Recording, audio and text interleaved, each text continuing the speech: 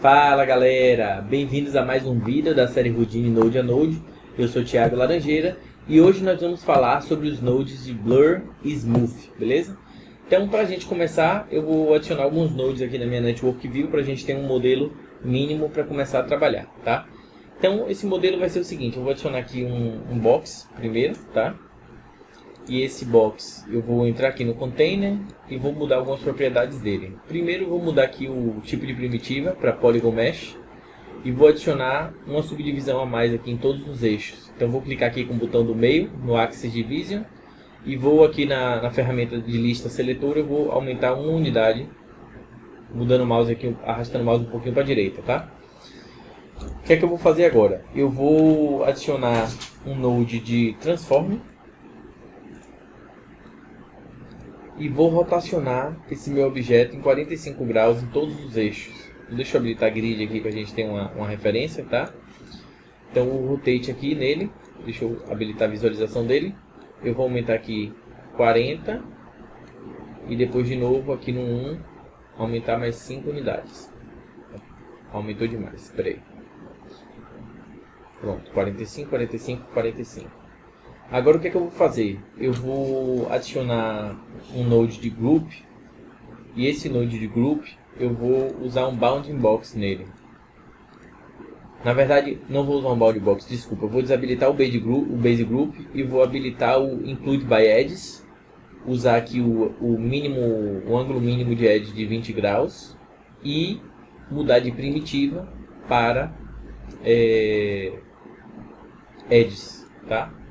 Com isso aqui, o que é que eu faço? Eu posso adicionar um bevel, né? E esse bevel vai funcionar apenas nesse grupo que eu selecionei. Então, deixa eu dar um Shift L aqui para organizar tudo. Pronto. Esse grupo eu posso mudar de nome também, viu, gente? Então, eu vou botar aqui, ó, bevel. Bevel GRP de grupo, tá? Bevel Group. Então, conectei um com o outro, liguei aqui o bevel, seleciono aqui o bevel group e boto aqui um bevel de 0.1. Só para começar. Eu posso também aqui aumentar o número das minhas divisões de round, para ele ter um acabamento bacaninha. Tá legal? Ok.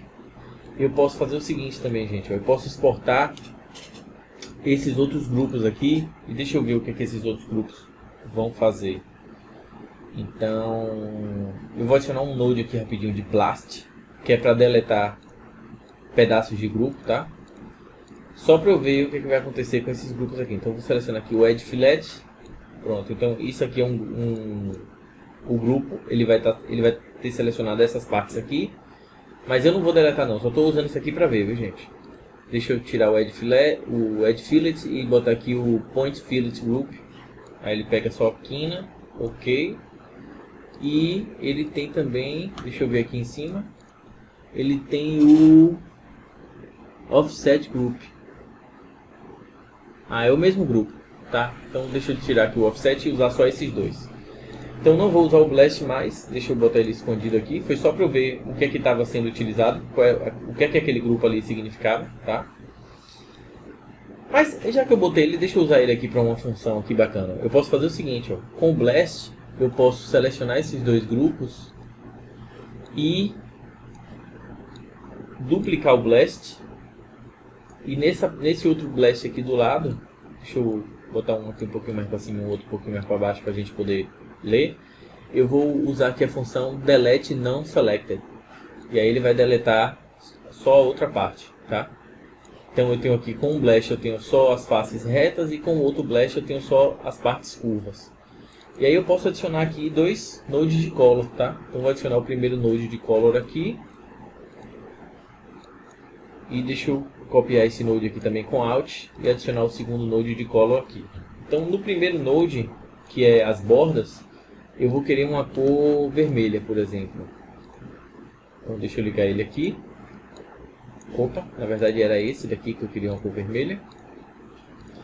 E esse daqui eu vou querer uma cor azul, por exemplo. De modo que depois eu posso, aqui com o Merge, juntar esses dois espaços juntos e visualizar as duas cores juntas também, tá?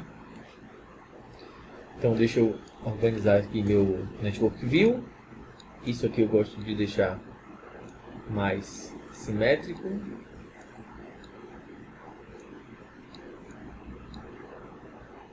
Pronto. Vamos lá. O que é que eu vou fazer agora? Agora, de fato, eu posso usar os dois nodes que eu pretendia usar aqui nessa aula. A gente aprendeu até um node a mais, que é o Blast, tá? Mas o node que a gente vai usar aqui agora vai ser o node de Blur, beleza? Então, se eu clicar aqui no Contab e adicionar um node chamado Blur, ele na verdade vai aparecer aqui Attribute Blur. Então eu consigo, a partir do nome do atributo, ou do código do atributo que eu vou usar, dar um blur nessa propriedade. Nesse caso, para esse Attribute Blur primeiro, a gente está vendo aqui que ele já vem com o atributo preenchido de P, né, que é Position, que é a posição. Então se eu habilitar aqui o Attribute Blur, e eu aumentar aqui o Blur Iterations, você vê o seguinte, ó, que ele dá um blur nesse atributo aqui, tá vendo? Nesse atributo aqui. Agora ele está dando um blur só na parte de dentro, que não é o que eu queria. Eu queria dar um blur em tudo. Deixa eu selecionar aqui os dois grupos. E deixa eu ver o que vai acontecer aqui com o blur. Nada. Não aconteceu na dica de nada. Deixa eu ver só com um grupo. Só com isso que acontece. Deixa eu inverter o grupo. Só com isso que acontece. E se eu botar nenhum, ele puxa daqui. Tá, não consegui entender o porquê que isso está acontecendo, mas gostei do resultado aqui. Deixa eu diminuir aqui o Blur Iterations para 25, por exemplo. Acho que está muito ainda. 15, eu não quero tanto. 5, pronto, 5 tá bom, para não ficar tão forte. Pin Border Points, aqui ó, era o Pin Border Points que estava causando isso, tá? E também o que é que acontece, ó, quando eu estou aumentando aqui o blurring, ele está descolando essas edges umas das outras, tá vendo? Por que isso está acontecendo? Porque eu não tenho a fusão dos polígonos aqui, tá? Então deixa eu dar um fuse antes, rapidinho. Fuse. Eu só vou adicionar ele aqui, gente, mas eu não vou falar sobre as propriedades dele não, tá? Vou deixar isso para uma outra aula. Com o fuse, olha o que acontece já, ó. A gente já percebe que ele já começa a mesclar a cor, porque agora ele fundiu os vértices do mesmo lugar, tá? E agora o meu blur ele vai funcionar, ó. Ele não vai causar aquele problema que estava separando as faces aqui do meio do aro que eu tinha criado, tá? Então deixa eu botar aqui um valor de 15 no Attribute Blur. E ele está aqui com que tipo de atributo? Ele está com o atributo de Position, né? Que foi o que eu tinha falado para vocês antes. Mas eu posso mudar esse atributo de Position e posso botar, por exemplo, um atributo de cor. Então se eu botar aqui CD, C maiúsculo, D minúsculo, ele vai dar um blur só na cor, tá vendo? Então se eu diminuir aqui, você vai ver que ele vai mesclar essa cor, ó, devagarzinho, tá vendo? E se eu botar muito forte, ele mescla a cor inteira e ganha uma nova cor, tá? Mas eu não quero tanto. Deixa eu botar aqui só 5. Acho que 5 tá até muito. 3.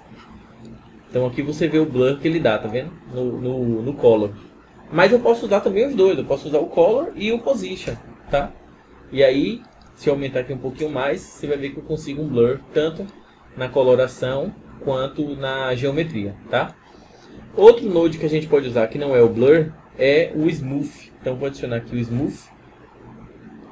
Eu deixei esse blur aqui com o bypass e agora eu vou usar o smooth. O smooth ele já mostra aqui também que ele está usando o position, né, que é o P, tá? Então quando eu habilito ele, você já vê aqui a diferença, ó. Ele já começa a suavizar também. E se eu aumentar aqui a força dos strengths dele, você vê que ele gera aquele mesmo resultado do blur pra gente, né? Se eu diminuir o filter quality também, se eu aumentar, ele vai deixando mais marcado ou menos, tá? Deixar aqui em 2, que é o padrão. O método está uniforme, mas você pode botar aqui dominante de escala, dominante de curvatura. E aí cada tipo vai te dar um resultado diferente, tá vendo?